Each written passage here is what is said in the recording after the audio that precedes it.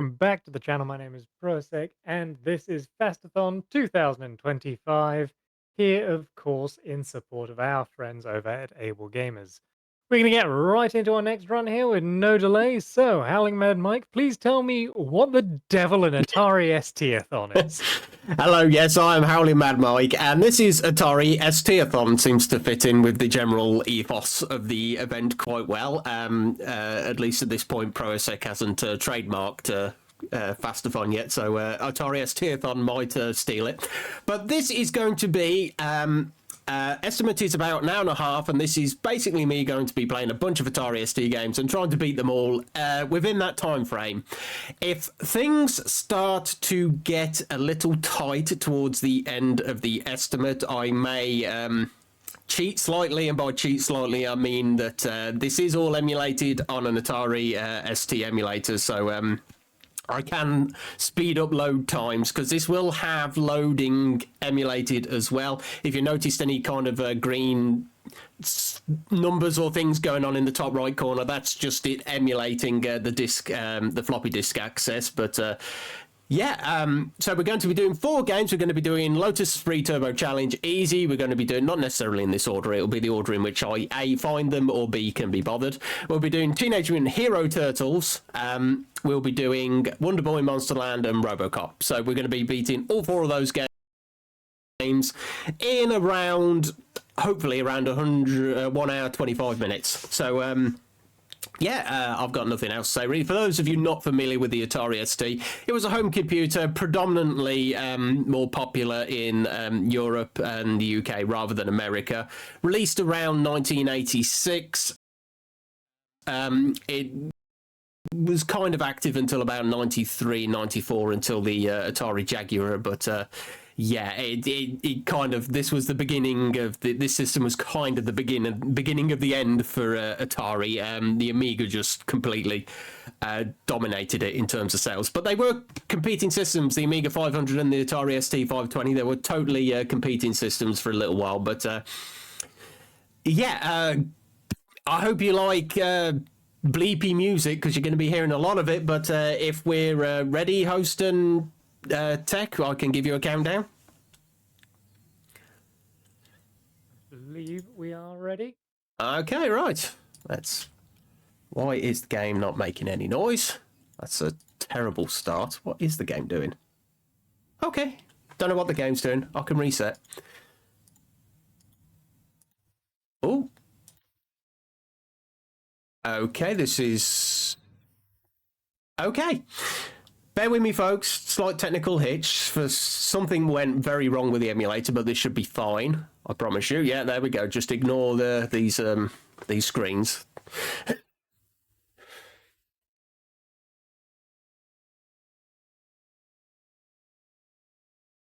Mouse. I've lost my mouse. There it is. Old people problems. Don't worry. Right, there we go. Right, the game's running. So I'll give you a timer. Time will start as soon as I select the audio track, and so player name, we can set that to FAST-ATHON. We want computerized gears because you can manually gear in this game. It is technically faster, but to do it you have to press up and down and then the 5 key like you are manually shifting a gear. Unless you are very, very good at it, I would recommend against it. Prosec, you will be my my low fuel gauge meter for this run, but pick a number between 1 and 4. Because we're going to have some music. Unfortunately, we will have the same track throughout the entirety of this particular game, but we may as well have some music. Ooh, I'm feeling a 3. 3, excellent choice. Right, so if you really come to hate this music, you can blame Prosec for that, but time will start in 5, 4, 3, 2, 1, let's go. So yeah, as I said, you will see some light green stuff in the top right corner. Do not worry about it. So this is Lotus Esprit Turbo Challenge. This is the easy mode. which actually gets very difficult for the last two tracks, but I'm getting ahead of myself. That was annoying. So what is Lotus Esprit Turbo Challenge? It is a video game, driving game, based upon the very, very popular Lotus Esprit, released in the mid-80s. It was a twin-turbo 2-litre car, quite fast, but it was a Lotus, so incredibly unreliable. So this is about the most consistently you'll ever see a Lotus running. But this is... we have the very first track here, 4 laps, and pretty much as long as you were in first place before the end of the first lap, you were doing very, very well.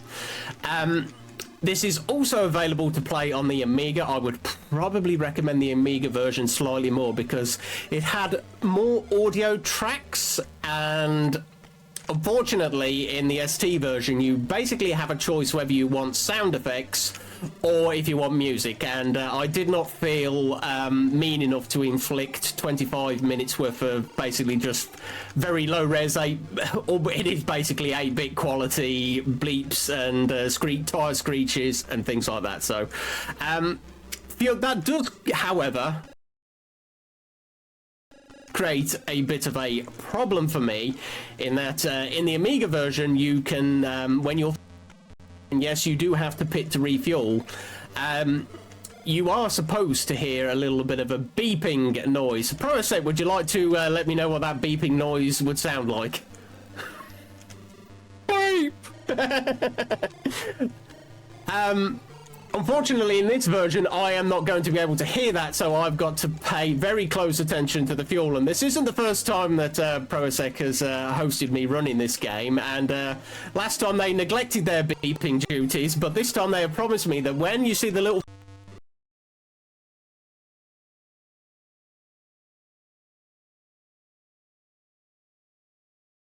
Missed the beep. Yes, in the last time I ran this certain event, I ran out of fuel and it was game over. And that is really kind of sums up where the true difficulty in this game lies. If you run out of fuel, it is game over and you have no do-overs. You can't attempt the race again. You are back to square one. Start of the second race. There are 7 races in the easy difficulty, by the way. Not the most optimal traffic pattern. The enemy cars, I do call them enemy cars because they do not react to you in the slightest. They can clip through you, they can hit you, they can basically make your life in this game miserable, as that car did just there. And as you can see there, somebody overtook me and then tried to sideswipe me. So basically you have to dodge them. If you do hit them, you do take quite a substantial speed penalty, and maintaining your speed is very, very important in this. But again, ideally, oh crikey, yeah, cars typically tend to just get in your way a lot in this, and it really is just trying to anticipate where they're going to be, because all they do is just slowly weave. Like, well, even that varies. Some of them weave left and right quite quickly, and some of them weave left and right very slowly, and some of them are just on corners completely in your way, such as this car here. And then for some reason, sometimes you have cars that are just going mind-numbingly slow for no apparent reason. What doesn't help is that the enemy cars are not programmed to overtake one another. So if one of them kind of comes up behind another one, it just completely grinds to a halt. For some reason, I'm flying around doing about 170 miles an hour. There will be cars doing about 60. It's just very annoying, but that's really just part of the look of this run, really. It's just hoping that you get super optimal car patterns. But we're already coming up for the final lap. No refueling required yet. I believe it is the next race that will be the first to introduce that. Where we'll hear ProAsic do their beeping. Not yet. I'm ready for it. One little trick I did forget on the first lap. As you're coming up to the finish line, you ideally want to crash into it. That slows you down because the game will not start loading the next level until you are at a complete stop. If you just drive on, your car will like slowly kind of coast to a halt. If you crash into the sign though, before the end, it just comes to a total stop and you're ready to start loading the next level. And that is a part of the regardless of the version you play, doing what you can to optimize the load times is important. On the Atari ST version, fortunately, there is a function called turbo load, which basically emulates the floppy drive in double speed.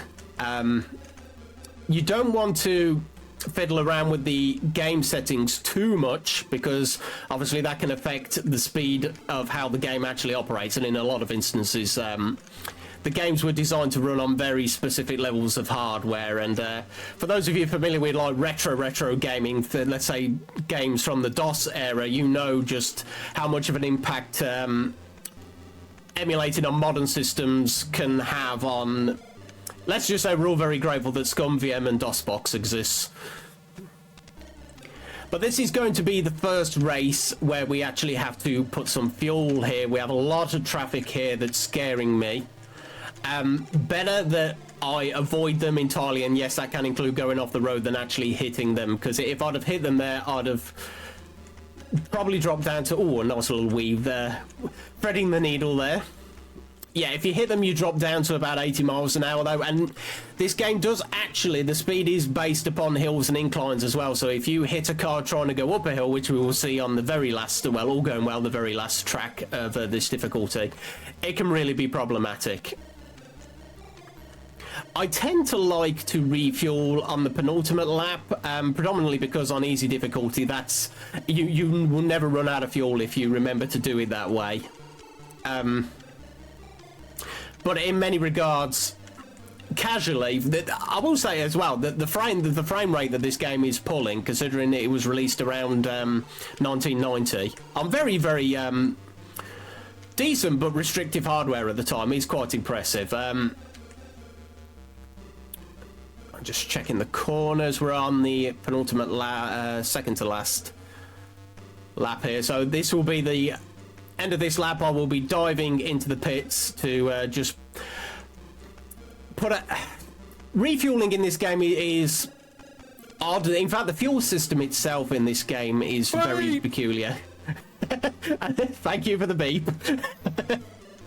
The refueling system in this game itself is very odd. The next track, race 4, you can sometimes get away without refueling, but it is an incredibly risky strategy. We have never figured out exactly what determines how much fuel you drink. And there you are. And when you do refuel as well, you have to wait for the bar to refill, and obviously you don't want to be waiting in the pits any longer than you have to, so you do have to get a bit of a kind of a muscle feel as to how much fuel you're going to need to finish the race. But yeah, we have yet to determine what causes. We don't know if it's the amount of time that you hold the accelerator, or in this case the up cursor key, or if it's based upon how fast you're going. We just know that sometimes on race 4 you do not need to refuel. I dare say somebody could figure it out, but yeah, but funny enough, nobody's that interested in a deep dive in the code for a 30-year-old game. But as you can see, that we only have a sliver of fuel left, but that's absolutely fine. On to race 4. We're going to Spain. For the more eagle-eyed amongst you, you may have noticed that the course record is held by names that parody famous, predominantly Formula 1 drivers. We have a nasty right turn to start this track, and this is where things get very, very scary when it comes to weaving through the traffic, because as I said, the most optimal start really is just getting... It's not even necessarily getting into first place. We have more obstacles here with cars, rocks in the road, but it's really just trying to sneak past as many cars as quickly as you can. You do end up lapping opposition cars, which can also provide you with problems. It's not like you're just in first place and then there's nothing else ahead of you. This is mildly scary, because these two are weaving at almost the exact same position and speed. And then I tried to sneak through and I hit the rock. That's a shame. That was nearly a very nice first lap. I should also mention, because some people may be wondering, is the position you actually finish in important? Yes, it is, and that's not just for winning the overall Drivers' Championship. You have to finish in the top 10. If you do not finish in the top 10, it is a game over. Now, I have not finished in the top 10 for a very, very long time in this game, but it can happen. If you get a particularly bad beat of enemy traffic, such as getting 4 cars together in a row like we just saw there, fortunately their pattern was nice, but that if they're all on different patterns, that can be very, very scary. And once you're on a bad beat of... Because what typically tends to happen in those situations, I'm sure I will demonstrate it somewhere during this, is that you will pass a car, then you will hit the car in front, and then the car behind you will overtake you. And in the worst case scenario, they will clip through you and hit you. So you take a double whammy. So it really is very, very important to not hit other cars. And although not so much a factor in the first... let's say 5 races of this difficulty, the last 2 tracks do require you to start braking. For the first 5 races, it's literally just foot to the floor and just hope you don't hit anything. But more nuanced. We saw there an instance. What happened there was that the car in front of me caught up to the car in front of them, and because it did that, it kind of simulated an impact and wanged his speed all the way down to about 60-70. Thank you. Doing your job very well. I think Prosek has PTSD from the last time he let me down on this. I will not fail him again. Fortunately, you do. This is the mild frustration on this track is that you don't need a lot of fuel. You are literally in for maybe just a second's worth of fuel and you're straight out again. But you can sometimes get away without refueling. I did a race of this with Tiny Tim at UKSG about 2-3 years ago now. He was actually brave enough to not refuel on this track, but unfortunately for him, it didn't pay off. He actually ran out of fuel, so that was the end of the race between us as far as that was concerned. Coming up towards the finisher, again, I just creep. Already start braking before I hit the sign, and I get to slow down the next track nice and quickly, which I think should be England, yes. Mickey Lauder, clearly a parody there on Nicky Lauder. Track 5, in terms of difficulty, isn't too bad. It does have quite a long uphill stretch at the back. It claims this is England. There are not nearly enough potholes in the road for it to be an accurate representation, but we will take it. The last 2 tracks really do ramp up the difficulty. Here we have all on the road. All doesn't slow you down, but it does veer you off the road. Sometimes that's to your advantage. Sometimes it just gets very, very bad things happen. It can veer you off the road. You start hitting signs, trees, and yeah, you're losing a lot of places. Oh, I actually squeezed through him. But here I'm out. That was annoying. They were going just slow enough to be in my way, yet not quite fast enough for me to, not quite slow enough for me to get past them. This is still absolutely fine though. If that would have gone a little more nice, we might have been in 5th or 4th or 5th place at this point, but you've just got to take the traffic as the RNG throws it at you. See, he's going to get him away. I had to apply the brakes there. But we can sneak past him with a little duck and dive.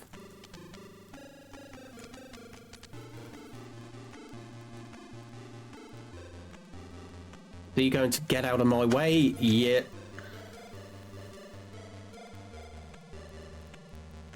I also forgot to mention as well, in regards to the difficulty, the game does absolutely love to troll you on the harder difficulties. For example, on the hardest tracks, you see these little signs on the corner indicating which way the turn is.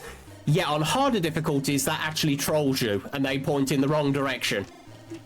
So a lot of this game really is just remembering the tracks, and because hard, I can do easy, no problem. Medium, I can beat the vast majority of the time. Hard though, yeah, that is brutally difficult. On speedrun.com, where this game is listed, there are loads of people who have ran this on easy. There's a handful of people that have run it on medium. I think there is 2 people who have submitted times on hard. It is just that brutal. But it was quite impressive from the point of view that, you know, this game has about 16 tracks. Thank you. I'm going to pay attention now just to make sure I do not ignore my fuel gauge there.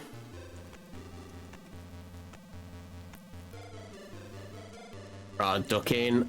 And again, don't need much fuel. Just enough to basically just get it out of the red. But for medium and hard difficulty, you really do have to start. You can wing easy, but medium and hard, you really do need to start learning the tracks. And as I said, that gets very difficult with the fact that you don't get any retries. It's straight back to the beginning. So let's say on medium difficulty, there's 10 tracks. So I'm just paying attention to the car. So there's 10 tracks. And let's say you do phenomenally all the way up to race 8, and then all of a sudden race 9 is just a horrendous bit of bad luck. And of course you do not know what's coming on the track, and you lose, and it's all the way back to the first race if you want to play again. Right, Sweden, second to last track on this difficulty, I believe. I'm not very good at remembering which order the tracks come in. But this is a good a point as any. Prosec, if you have anything you would like to say, you know, take as long as you need, really. Alright, yes, I would very much like to do so because I have not yet during this run told people about our wonderful charity Able Gamers. If you are unaware, they are a charity which, with your help, are working every day to make sure people with disabilities have the same opportunities and positive experiences through play as anyone else.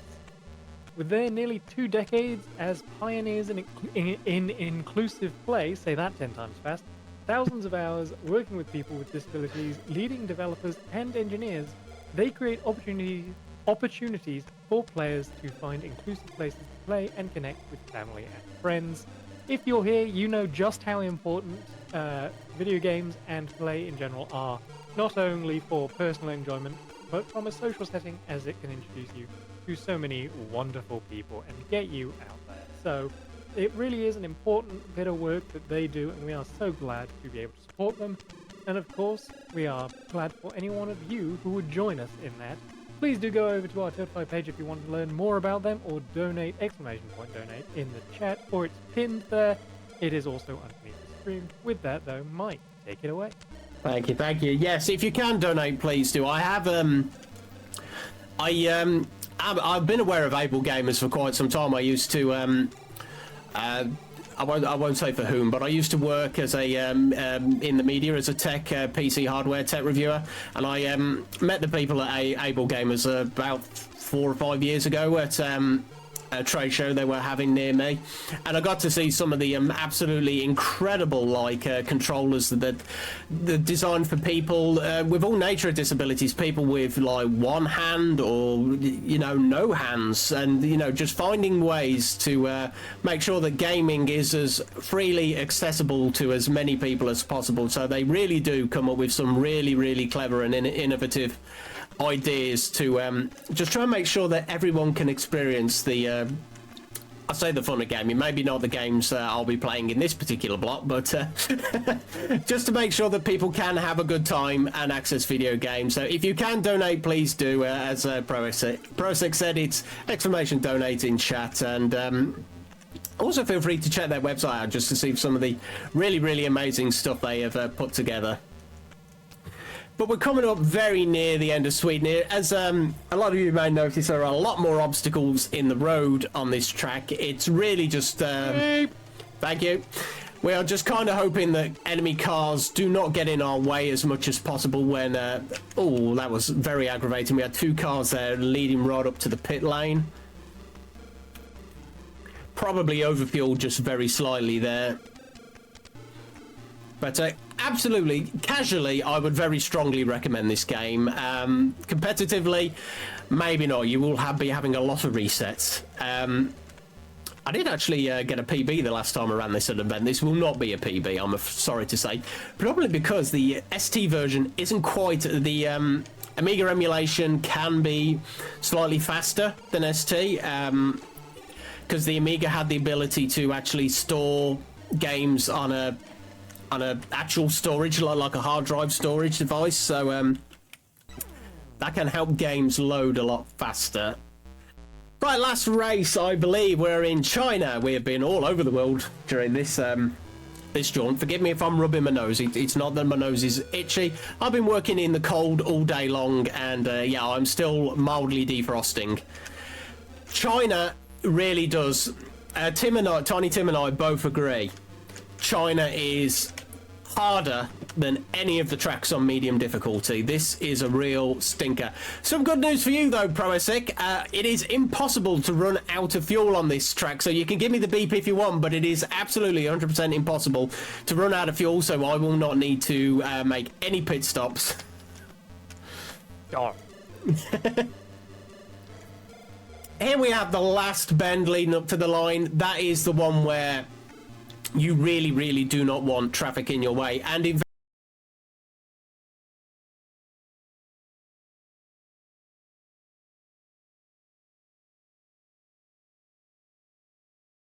there is just too much crud on the road, and there are just too many cars that will typically tend to get in my way. I am always just happy.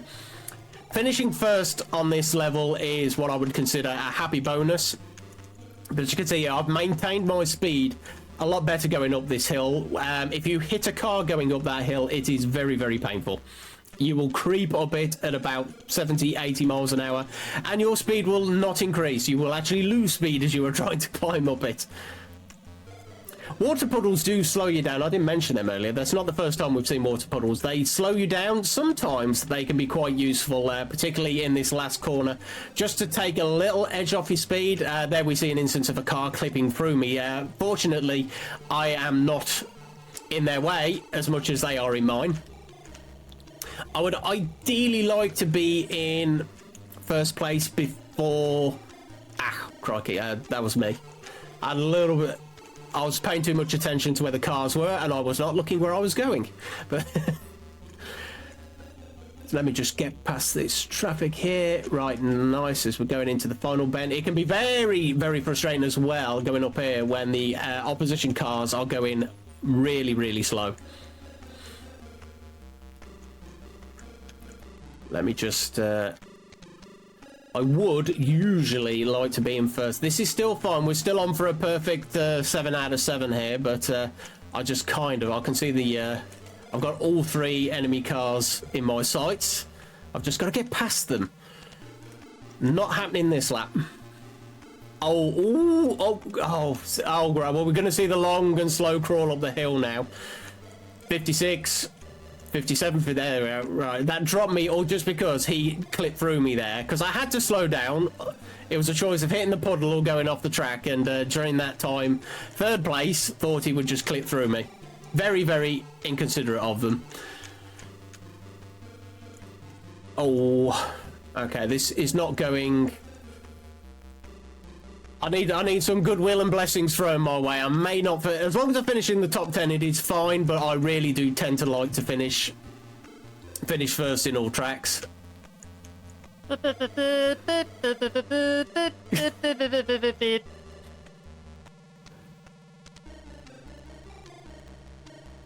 Right, third. I'm gonna try and just get a little bit of serious time here just so I can try... Right, okay, there's first place. If I can't get in front of them before the water... Right, we're in front of them before the water. This is good. We're probably going to finish first here unless I do something very foolish. And it will be the end of Lotus as soon as I cross the line. Not time. Not time, just the end of this first run.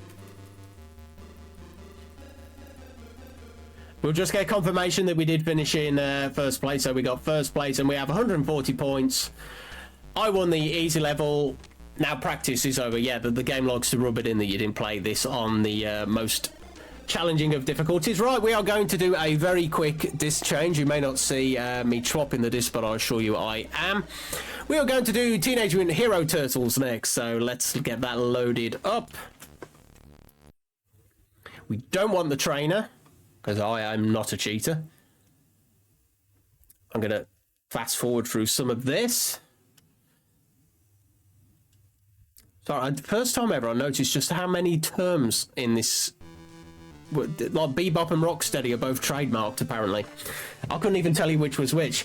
Right, Teenage Mutant Hero Turtles, licensed from Konami, certainly not developed by them, but for those of you familiar with the NES game, you are going to feel like this is kind of like a Poundland adaptation of it. It is very similar, yet very different and infinitely worse.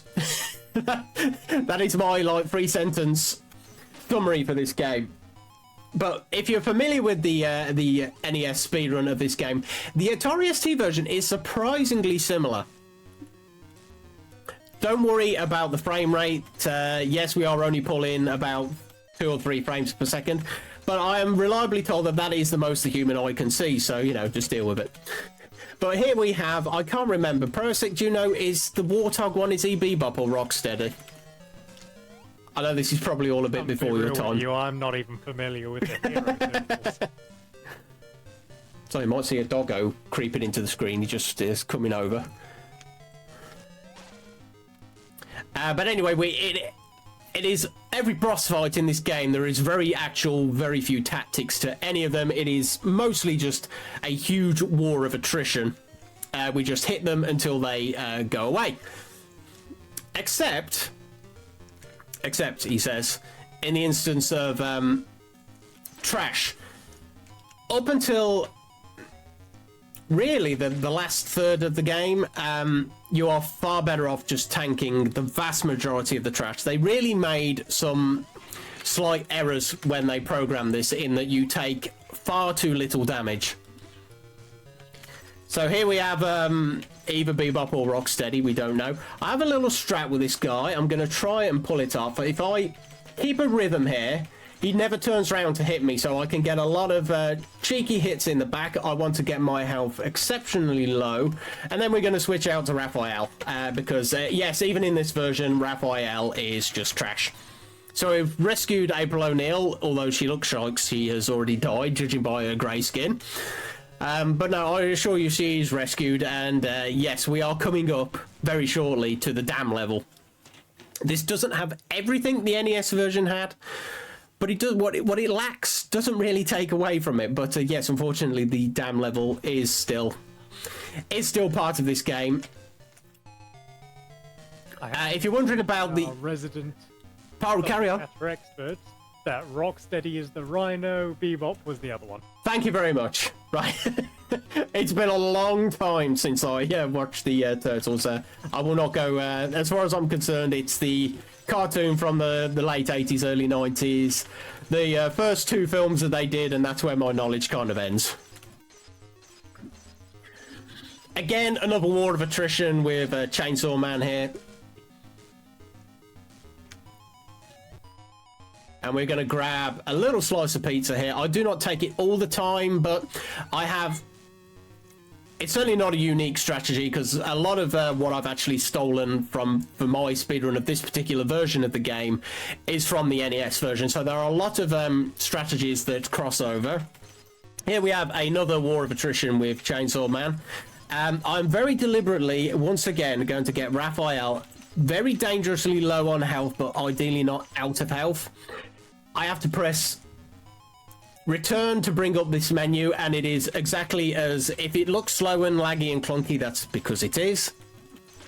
But this is, I think, despite how awful this version actually is of the game, I think this is a very, very fun speedrun. It's not difficult to learn in the slightest. Right, we're coming up for the dam. The game that were the level that was typically the bane of most early NES gaming childhoods. And yes, I did actually own this game on I think I got this on an NES. I had the NES bundle with this game for Christmas 1989, I want to say. So in terms of the speedrun, the NES version is obviously massively more popular than this particular version.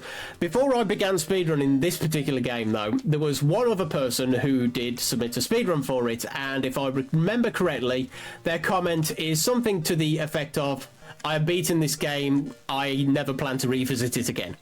So, you can just see the opinion side, but I actually think this is a perfectly fine game, and the speedrun is not difficult to learn. The Atari ST doesn't get much love. I thoroughly encourage people to check out its library, though. Of course, I'm not going to give you any, shall we say, problematic advice in regards to obtaining your games, but let's just say the internet is out there and real, and emulation for the Atari ST is actually very, very good. It's not difficult in the slightest, and you have an absolutely insane library of games you can explore. Most of them, I will probably say, not great. But the power pack, as it were, that was one of the major selling points of the Atari ST. It came with a power pack of 20 games, which was just absolutely incredible value for money. Yeah, and some really good games as well. Things like Pac-Mania and Dig Dug, or Dugger, if you know your retro games. Nebulous, all really, really good games. And Robocop, which we'll be seeing very shortly. Right, Party, I don't know if it's called the Party Mobile or the Turtle. Well, I think it's called the Party Mobile. We are on to the overworld level. As a kid, I absolutely loved this level because it just looked cool being able to drive around in the car. It was a really, really nice break from the gameplay, everything you'd seen in the gameplay up until that point. And I've just highlighted there why you do not bother to even to attack enemies. Most from this point in the game require 2 hits to defeat, so you're better off just tanking them. Health in the game is reasonably generous, and you take, as I said, they made a slight blunder in the programming, and you just take far too little damage. So I'm going to grab this small pizza slice from Michelangelo. Slice. We are going to very clunkily select Leonardo in the menuing. I'm doing that absolutely as fast as I can. And we can grab that slice. That's a full health regen. And that has us on a full Leonardo. Jumping in this game, but I haven't said how the jumping works. You jump by pressing up. Sounds easy enough, but this game has 3 jump heights. You have a short, light hop jump, you have a medium jump, and you have a long jump. That is entirely determined by how long you press the up button. It was probably one of the main criticisms of the NES version. It isn't any better in this game.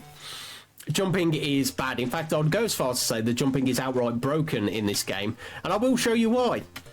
But we are now making a beeline for the end of the level. For some reason, my rocket did not destroy that.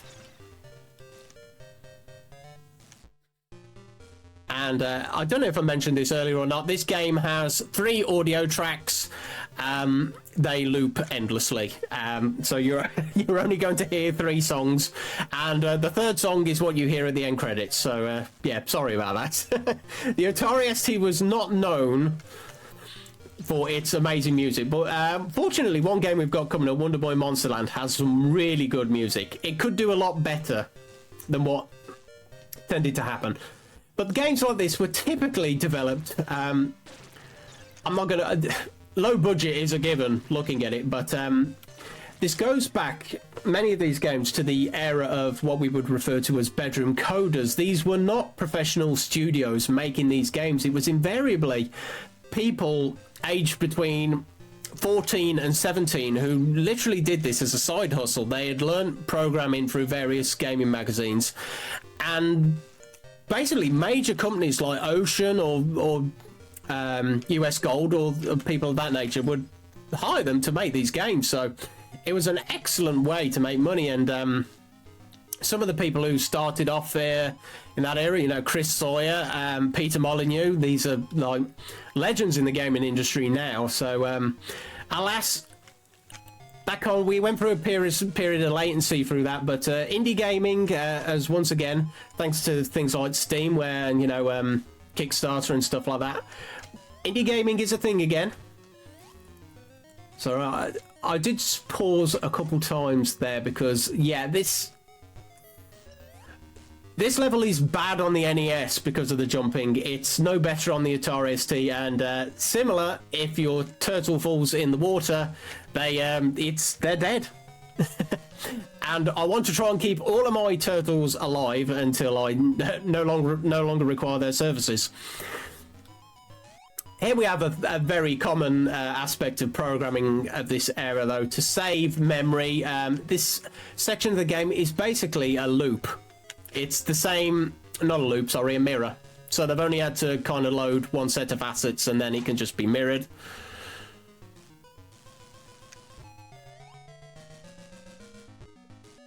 And we are shortly coming up to our next mini-boss, which is the mechanical turtle, or except in this version, in the NES version, this is a two-phase fight. In this one, it just like goes, no, let's just go straight to the robot turtle. It's easier. We don't have the memory to do it twice. I'm going to try and do this in a 2-cycle. If I can kill him on the way back, that'd be nice. Right, Splinter points up at the sky. A very wonky-looking helicopter flies off. We now need to get into the turtle blimp to pursue them. You do not see the blimp in this version. There are no cutscenes. There are no hands coming through the camera in this version, I'm sorry to say. Some of you may be curious, though. Why is this game called Teenage Mutant Hero Turtles? Well, in the late 80s, we had... I won't go into too many details, but we had an issue with ninjas in the UK, particularly nunchucks. There was one incident of a person being somehow, I don't know what to try and trivialise this, but somehow somebody found a way to hurt somebody other than themselves with a pair of nunchucks, which is all you tend to do if you've ever mucked about with a pair of nunchucks. Invariably you just hit yourself with them, but after that it was decided that they needed to be outright media banned in the UK. So ninjas, nunchucks, for example, the absolutely amazing scene in Bruce Lee's Way of the Dragon, I think it was. Yeah, that got edited. Oh, in this point of the game, you're supposed to have grappling hooks to get between these jumps. Yeah, in this game, the jump is so broken. Either that or they just couldn't figure out a way to program them into the game. Yeah, you can just jump over those chasms as you like, no difficulty whatsoever.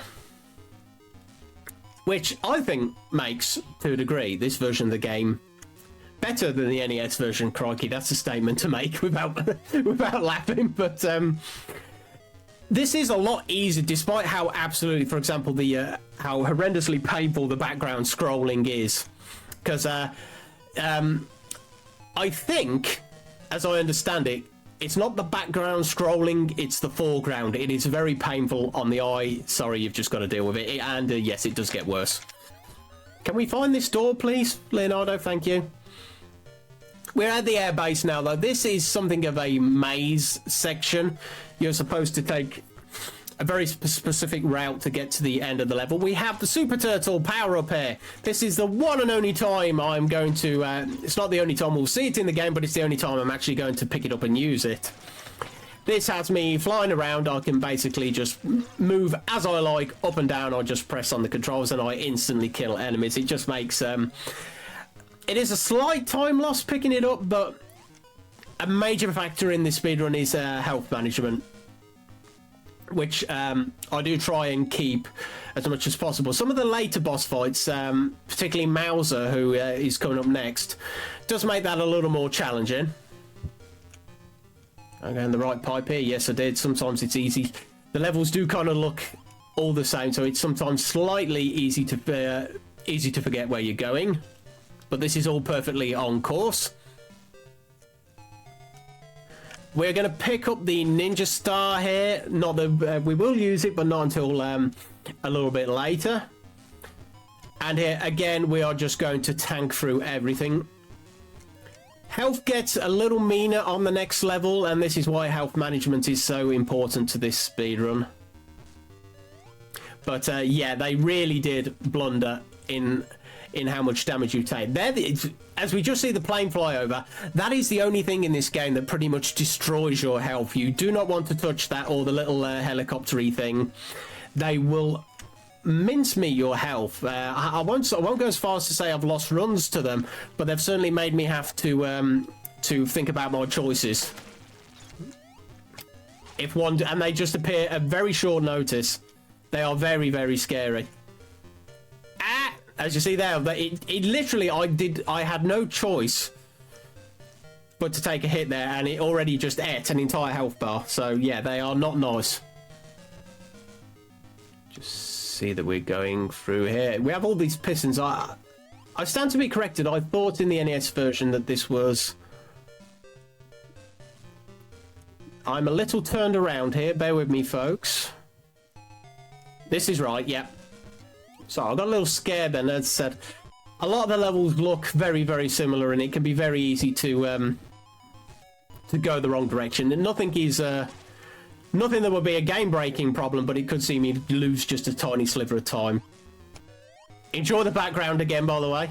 This it's just horrible.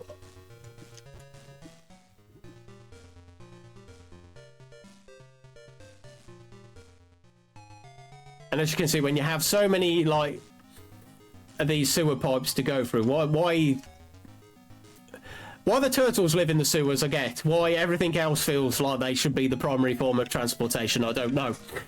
Very, very familiar level here for anyone familiar with the NES version. No troll pizza, though, in this one. They actually decided to not bother programming that in here, because... in the NES version, you do have a full pizza upgrade that is completely inaccessible there. I think that was an oversight in the programming of the NES version. And it's not instant death in this version of the game either, which is nice.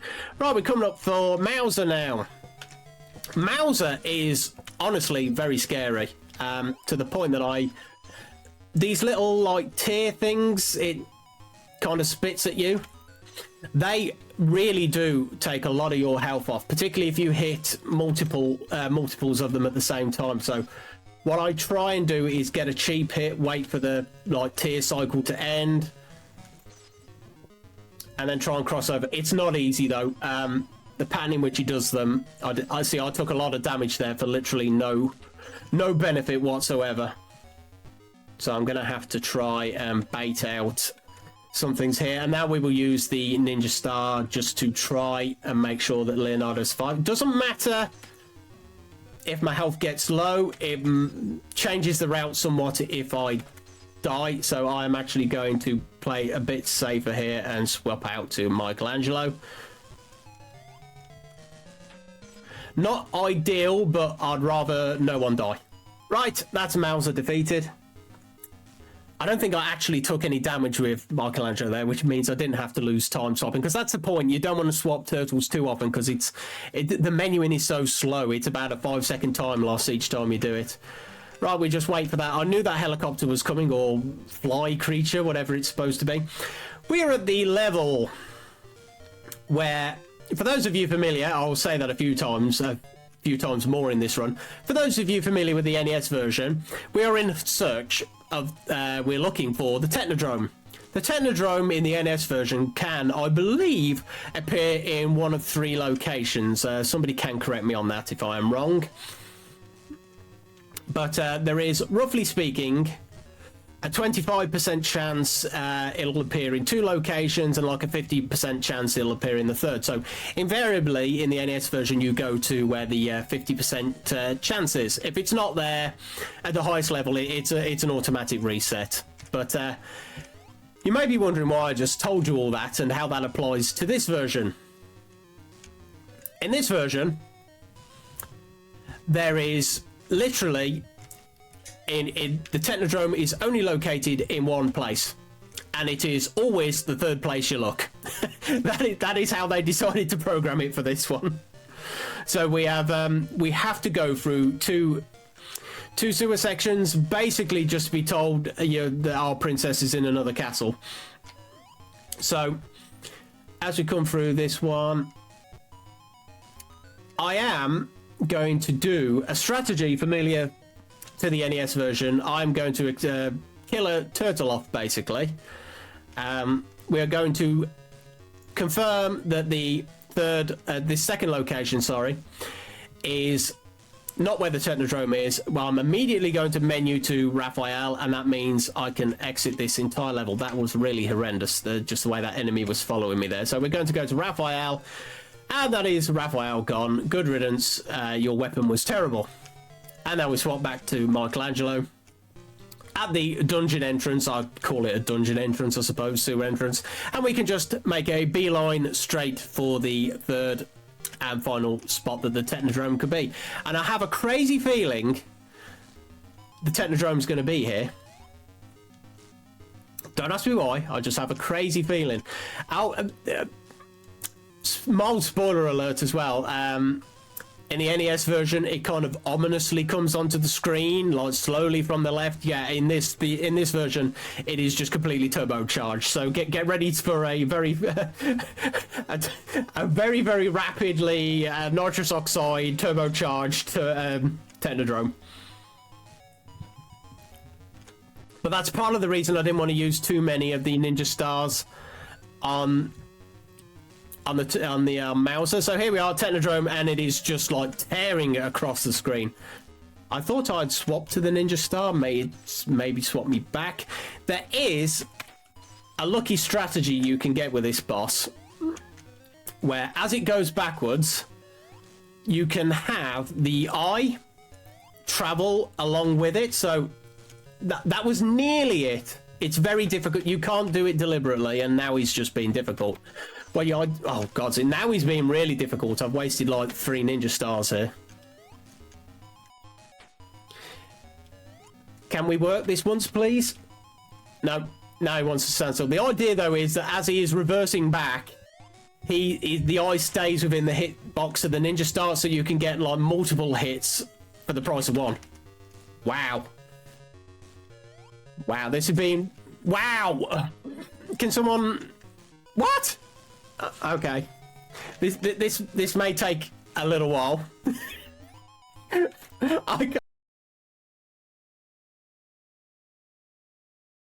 Terrible. I can quite honestly say I've never seen it zip around quite this much before. So, yeah, just, you know, enjoy. Oh. Oh.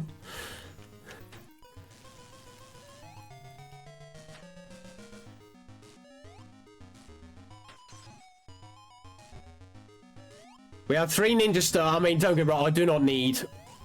I can just hit it with the nunchuck. It would have just been nice for this to...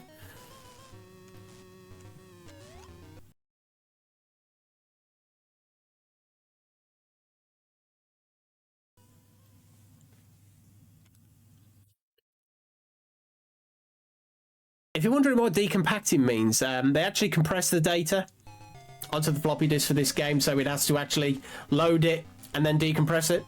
It was quite interesting because, particularly during this early era of single density floppy drives, you could only fit about 740k of data on them, so they would get around that sometimes by compressing the data. The only downside, similar to when they compress data on modern games, the only downside to that is that it does add to the load times. We have gone into the pit, but that is fine. And we are basically going to use Michelangelo here until his health is depleted.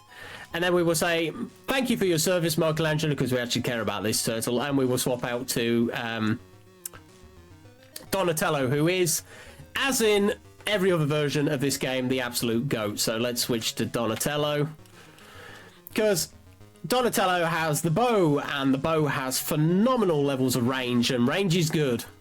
Particularly when it comes to fighting Shredder. And yes, we do have an endgame boss. We fight Shredder. I'm afraid to say we don't have much of an ending, but we do fight Shredder. Can we make that jump, please, Donatello? Thank you. This level is probably, comparatively to the NES version, the one that makes the most compromises, though. A piece of pizza clipped into the ceiling, by the way, you can't get that.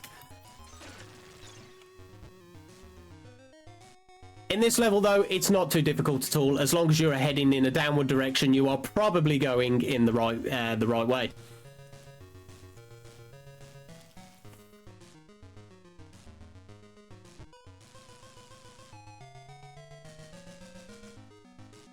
So here we will go left and down.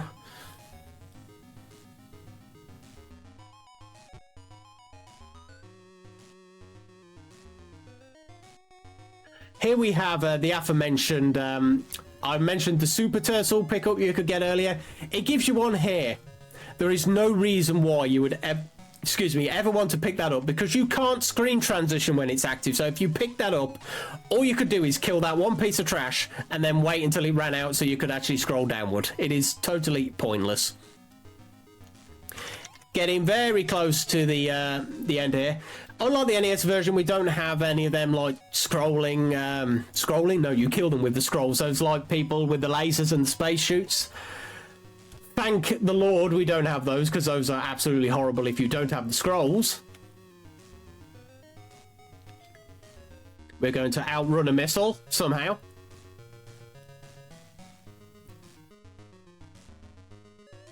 Make one jump up here.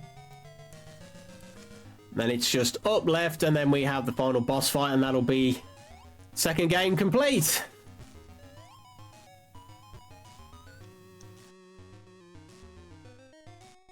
I should point out as well, I could have done a death warp on the first Technodrome hunt. Just for marathon safety, I preferred to just have an extra turtle available, just in case something went wrong. But that is the most optimal strat. You will kill off one, you kill off Leonardo in the first, Raphael in the first one, Leonardo in the second. Right, it's the final boss fight time. Shredder, how hard could this be? Not very, because he's not programmed to actually come up here, and thanks to my incredible range, I can just keep poking him with my stick until he dies. So yeah, if you're looking forward to a really exciting and climactic boss fight, well, yeah, this is it. So we just poke him about 3 or 4 more times. And that is... second, I'm not going to say time. That is the second game completed. That's our ending, by the way. So, you know,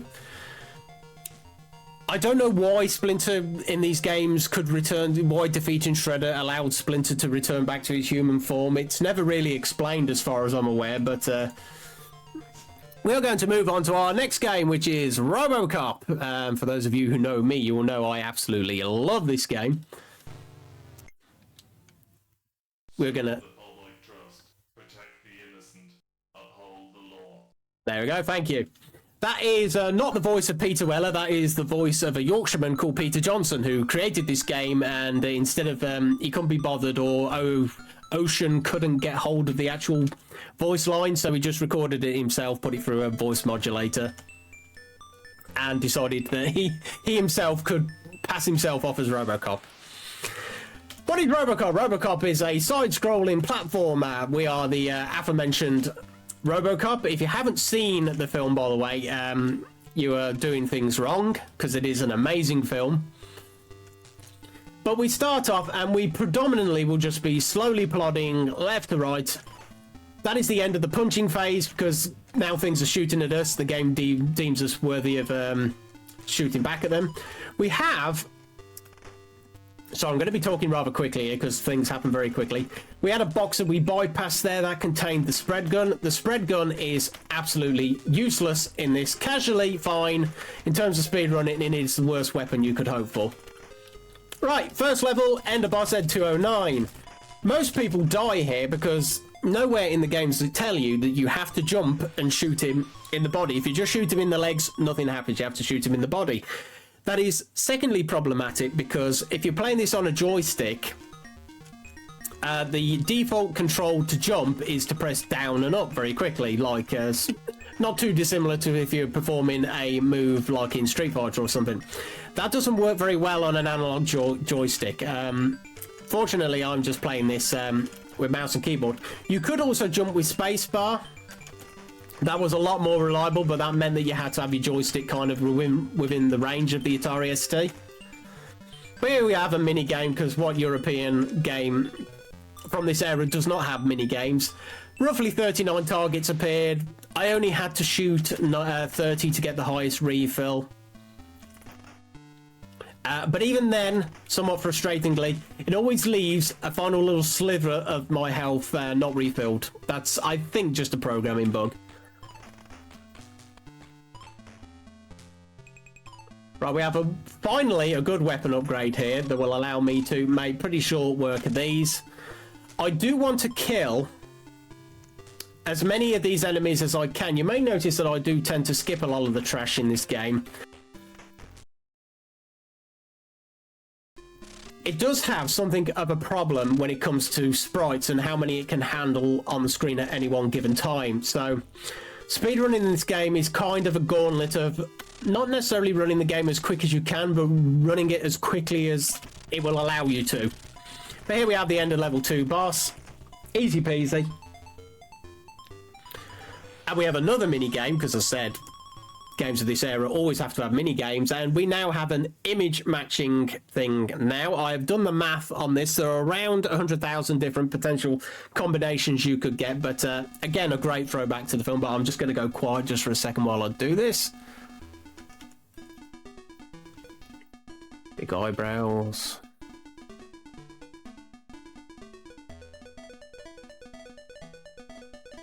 That's the one. Anything under 10 seconds, because this is always timed via the in-game timer, because it's just completely consistent across both this and the Amiga version. Anything under 10 seconds I'm perfectly happy with. If I was going to PB this game anymore, though, I would probably have to do both in probably 7 seconds, which I can do. The fastest I've ever done it's like 5 seconds. But it's very hard. You need... because you're having to kind of look in 2 places at once. Right, we get the state-of-the-art Bang Bang here. A very, very fun weapon. Very nice that the game gives it you so early on.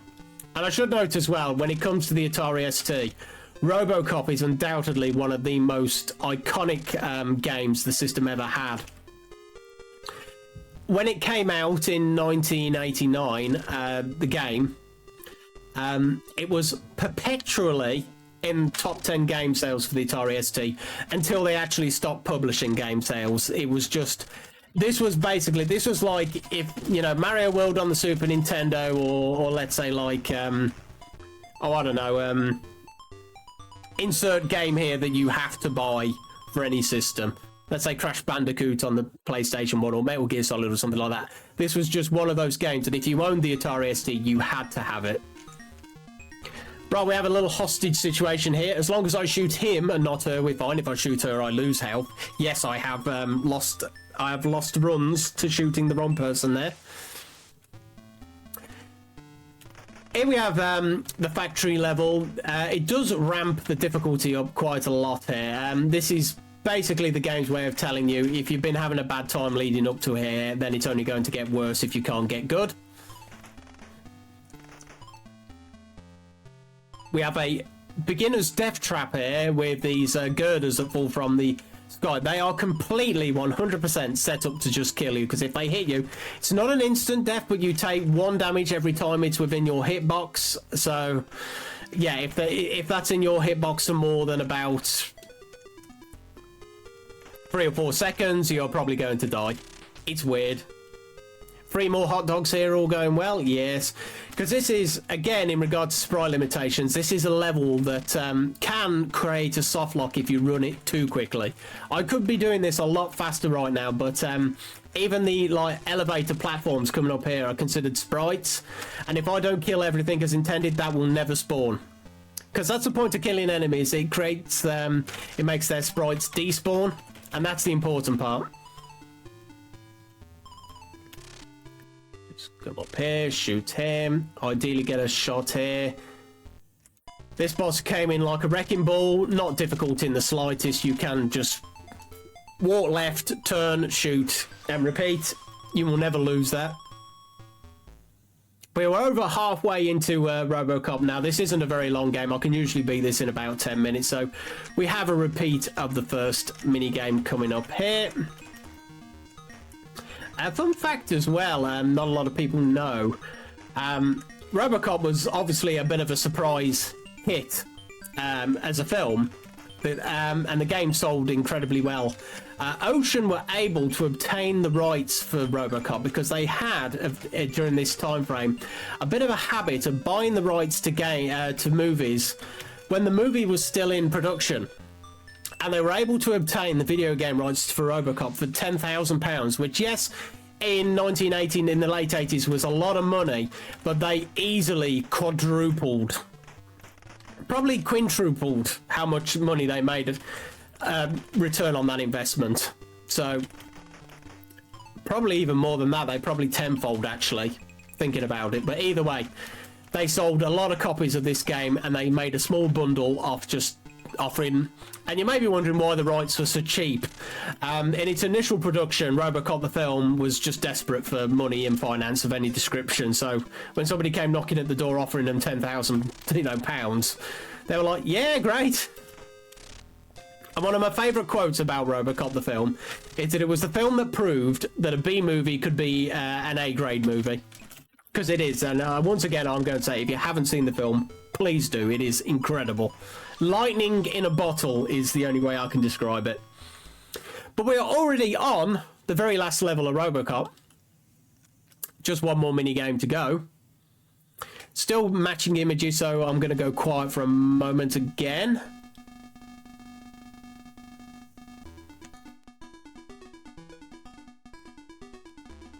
Not the greatest eyes. That's the ones.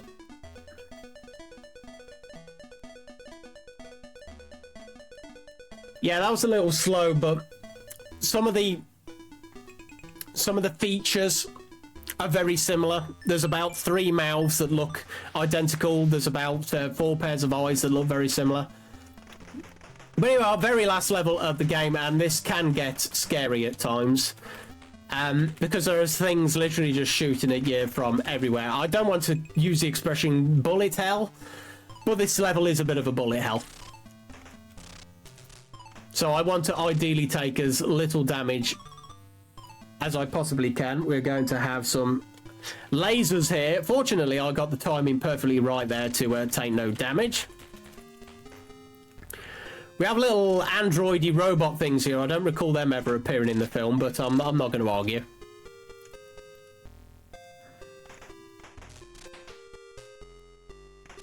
This bit's rather painful because you have to stop in the middle.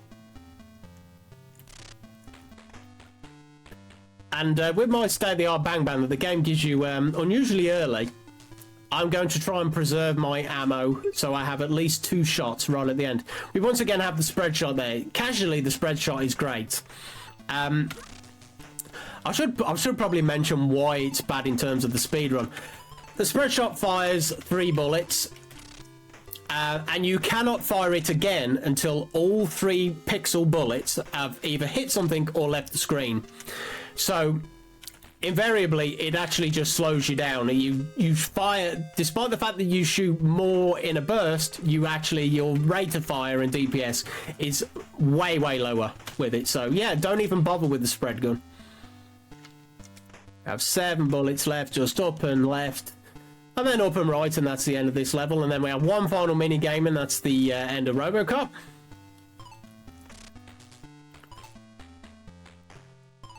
I'm going to recycle a joke I use all the time here, but we are going to leave this gentleman shooting at me in the back here alive, because you always have to leave room for the sequel.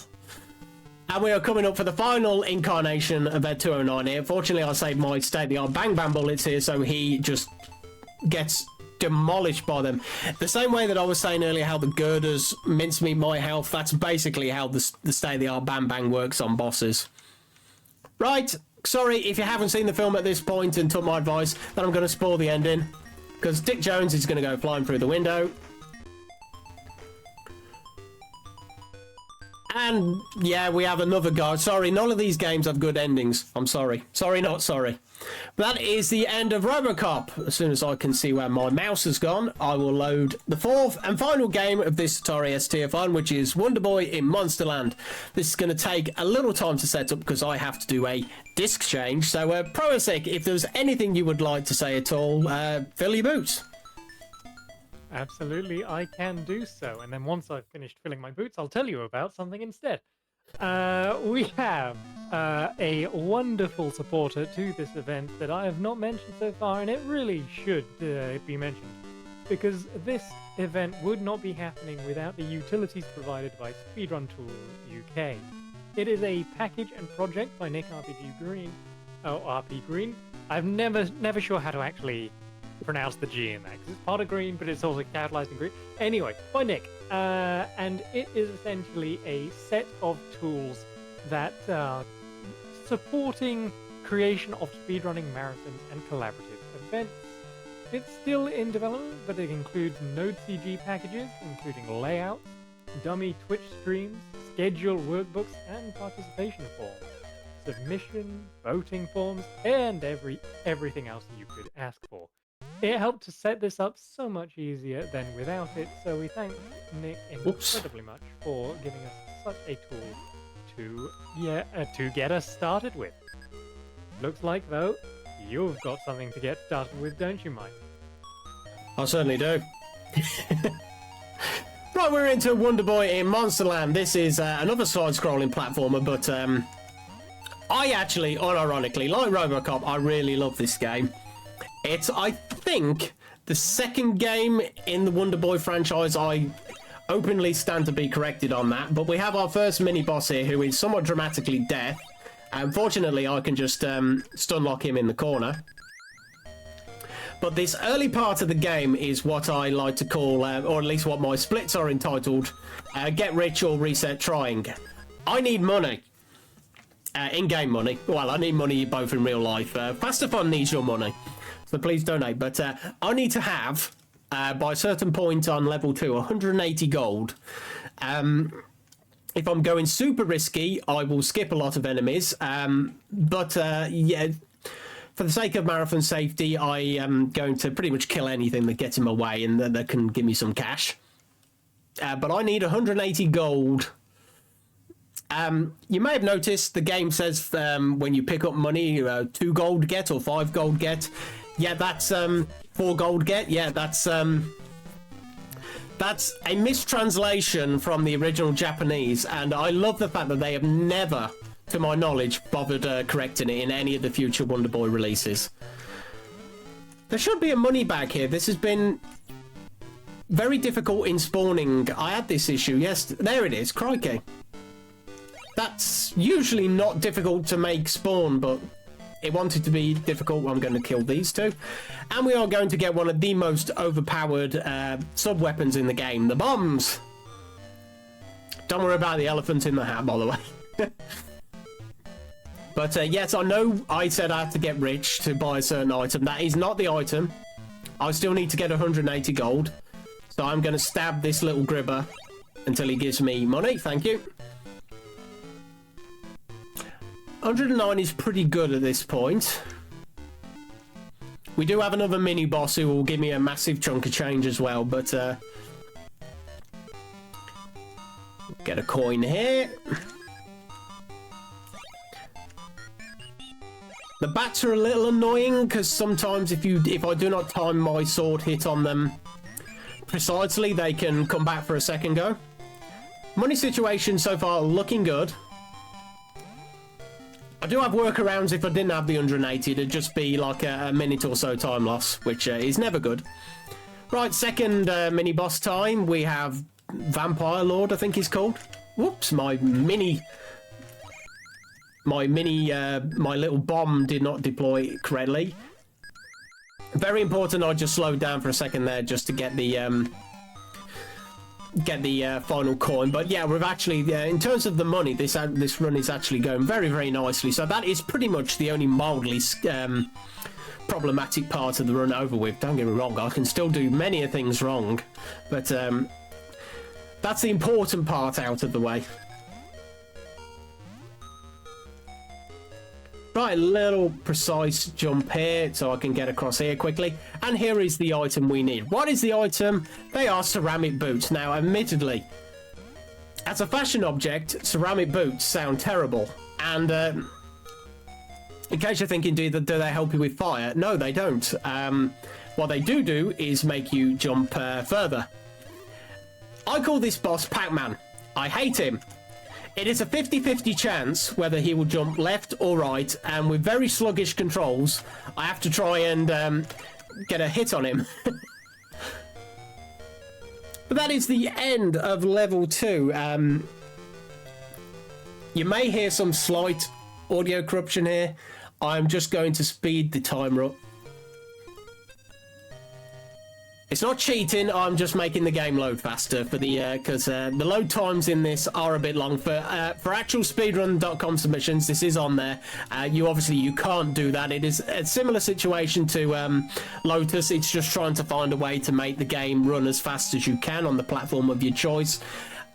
Just for the sake of you watching, though, I will deliberately speed up some of the load times. I will try as best as possible here as well to jump to the top part of ladders, because if you get to the top of the ladder, you get a little jump boost, and getting through these levels really is just tight platforming. As I pressed up, but nothing happened. But that doesn't, not a major time problem there, but just slightly aggravating for me. Can I damage boost? Thank you. He damage boosted me in the good direction.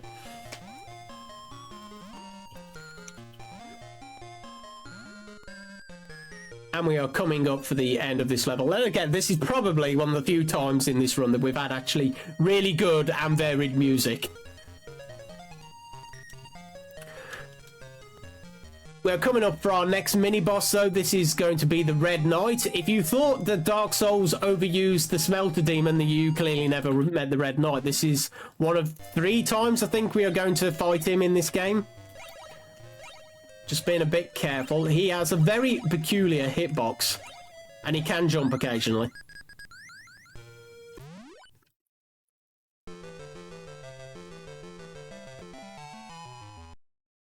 Right, fortunately, I know exactly when the game is going to load up.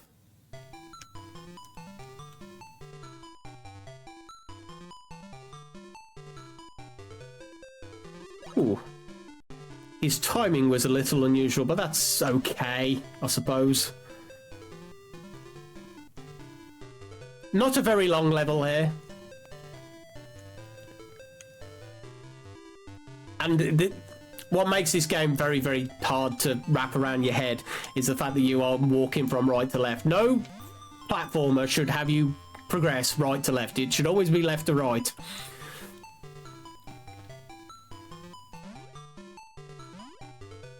Some time jumps here to make sure I miss a little pit. And we are on to the next boss, which I think is technically supposed to be a Kraken. Okay, 5. Can I 2-cycle? No, I was on... Oh, God. It is very rare that he throws fireballs at you. I think it percentage chance it's like a 1 in 10 or something. And he did 2 in a row there, so thanks, game. That is the end of round 4. Again, I'm just prepping to do to move the loading on as quickly as I can. We have a schedule to keep here at FAST-ATHON, and I'm going to do my part to try and keep it on target. We have these monkey gorilla-like enemies here. These are horrible because it's not the fact that they just get in your way. There's a lot of them, and they also throw projectiles. But that was pretty good. It is a good day if you can get past them without being bounced, because you may have noticed you have knockback when I'm hit. That can get very annoying when you're getting literally like pinballed between 2 or 3 enemies. Time a jump here. If you can get to the edge of the jump there, you can actually avoid having to do a second jump of shame. Don't need to go in that door, and we set up a jump here to just click past that bat.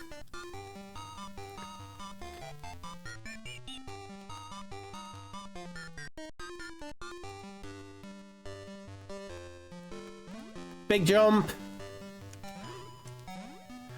He was a little further along than he ought to have been, but that's fine. Right.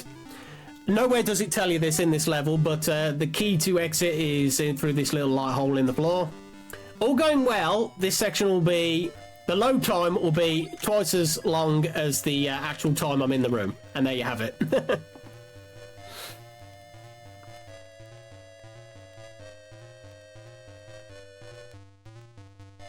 So now, rather annoyingly, just some rather slow-paced jumps here, because I do not have the opportunity to build up any nice momentum to get past them. And that is the end of round 5.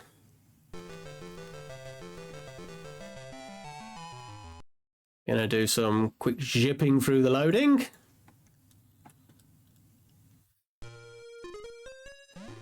Now this is a very slick level if you can... This is part of the reason we get the ceramic boots in this route, because it allows us to make this area completely trivial. Unfortunately, I had to use one more bomb than I would have preferred, so I'm going to have to stop at this little... This is my little, like, emergency bomb shop. But it's very satisfying when you don't need the bombs to just be able to continuously jump from one end of that room to the next. Very, very satisfying.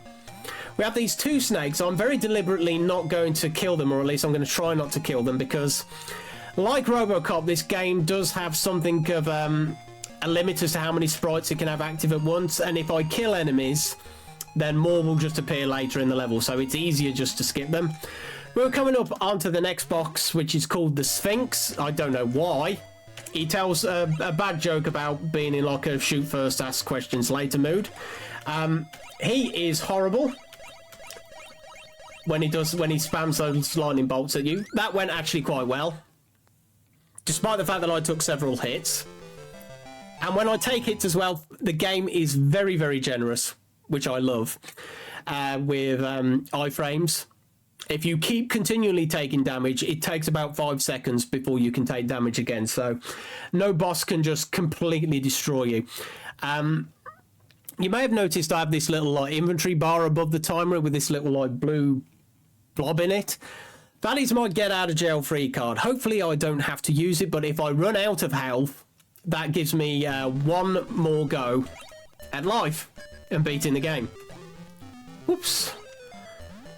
We have the winged boots. That is awesome. A somewhat rare pickup, but it allows me to glide. Getting them has thrown my pattern a little out of squiff here, so I don't know where all the enemies are going to appear. The reason I kill the first 3 snakes is that this NPC tells me that to progress I need to go into the clouds. But if I don't kill the first 3 snakes and just skip all of the trash, that little platform with the spring doesn't appear. We spend a load screen to go up just to immediately fall down. That is entirely intended. You do not... What I am doing here is the most optimal A to Z route for beating this game. Thanks to the wing boots, I can make the jumps in this section a lot more trivial. And now we have the second incarnation of the Red Knight, who ideally, if the controls behave, I like to just pin in the corner again. Do a little jump. And we are through the door, and that is the end of round 7, sorry. Level 7, round 8, I don't know what they want to call it. I've gained 2 extra healths, by the way. This game does have something of a hidden RPG mechanic in that the more enemies you defeat, the more XP you earn, and then it gives you more health. But I'm not too fussed about that. Just trying to remember, yes, this level. This is where I will be eternally grateful for the wing boots, because we have... remember those like gorillas from earlier? Well, they are back and in greater numbers. Fortunately, though, I can abuse the wing boots to jump all over them. I'm really, really happy I got them in this run. They made things a lot easier.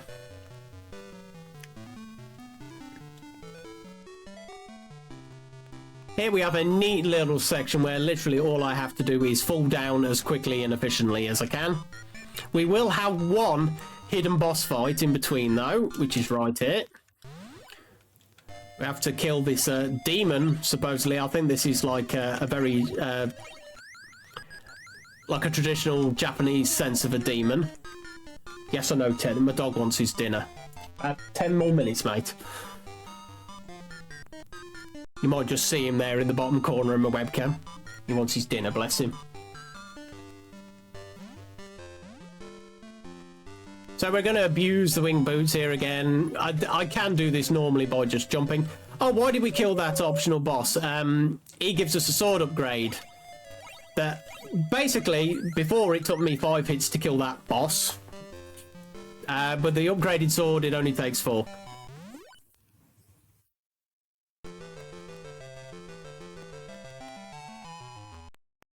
Oh, we're going to do some... move the loading along a bit here. This is where I am really... as I cock that jump up, because I forget how... Oh. Oh. That was unfortunate. Oh, okay, fine. Whew. I got a lightning pickup there. I was terrified for a second that had overwritten my bombs, because I need the bombs to kill the final boss in the game. So that was a mildly scary moment. You may notice I'm literally just damage boosting through this area. There may be... Oh, I lost the wing boots right at the end. Oh well. There is no good way really to do that level. It's just damage boosting. The platforms are all very awkwardly located. We have another little mini boss here, Snow Kong. He will either waddle slowly from the left or he will jump at me. I'm doing this the mildly safer way because I could try and pen him in the corner. But if he jumps, then I lose masses of time. Right, speed things along here. Let's go! Oh god, so there's like the pinball effect, which is both good and bad. And there we see it demonstrated perfectly that I took damage. Sorry, I killed an enemy and another enemy immediately spawned after. That's why invariably I try and skip as much trash as I can in this game.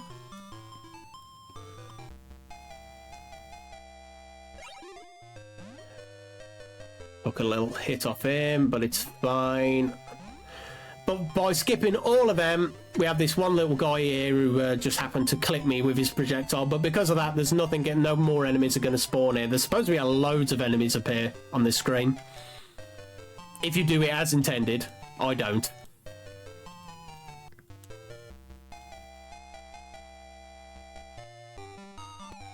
We wait here for a second for this monkey to get in my way and then jump. To really get him away. He wasn't supposed to jump there. He can jump, but he wasn't supposed to.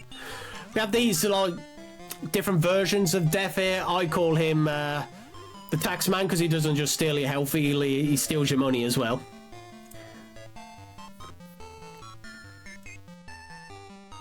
How are you supposed to know about this route casually, by the way? I have no idea. Right, and we have a repeat of the earlier section where we've just got to fall down, except we don't have to do the mini-boss.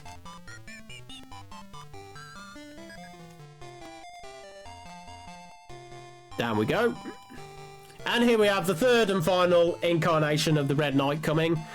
Prosec, is the Red Knight going to jump? Yes or no? Quick. Yes. Yes, okay. We will go low. You were right! You can give yourself a gold star.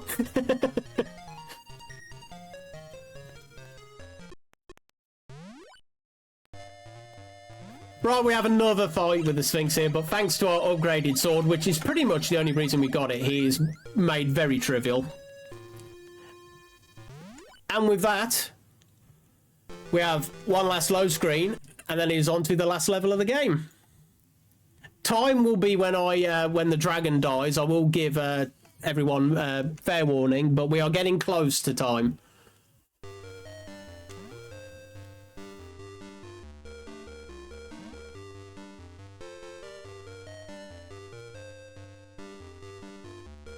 Okay. Oh, Pac-Man got in my way a little there, but that's fine. He damage boosted me over. Again, another part of the game where you don't want to kill anything because all it does is make more enemies appear.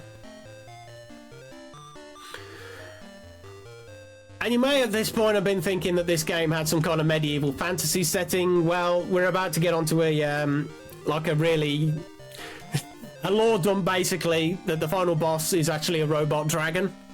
So, yeah.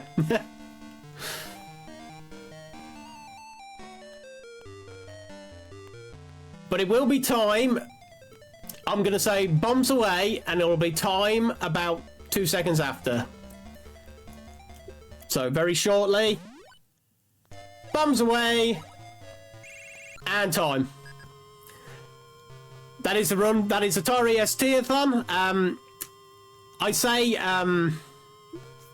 let me just give you a little breakdown of what happened there. To beat this game as intended, you are supposed to do a lot of like quests and missions. You're supposed to do a bit of a swap-a-thon, and you're supposed to have a lot of upgraded items. You're supposed to kill enemies, get gold, buy better armor, get a better like shield, whatever. Yeah, the bombs just completely annihilate the last boss. So yeah, as long as you got bombs, you're great. But congratulations, you have killed the great Draconicus Fornicatus, which I think translates roughly from Latin as dragon lover. Your name will be remembered forever in the history of Wonderland, but the dragon was really a robot and his operator was seen escaping in an airship. Well, I mean, where that came from, Lord only knows. See you next time. So we are going to pause the game there. I've been Howling Mad Mike. What was my time in the end, Prosec? I'm going to guess about a 1:21:17. Sad news for you. It's a 1:24:51. Oh, okay, that's fine. As long as it's underestimate, that's all I cared about, really. I thought Turtles had... certainly achieved that. Well, excellent, excellent. Well, I've been Howling Mad Mike. This is not the last time you will see me at FAST-ATHON. I will be back later today for some hosting duties. I'll be covering the evening slot, but I'll be back tomorrow morning about 9:30 with some Suck Up, which is a very, very... If you think I've been rambling a lot during this run, you just wait and see what I have in store for you then. But you can find me on Twitch, Howling Mad Mike. I have nothing else to say at this point. Prosec, take us into the break.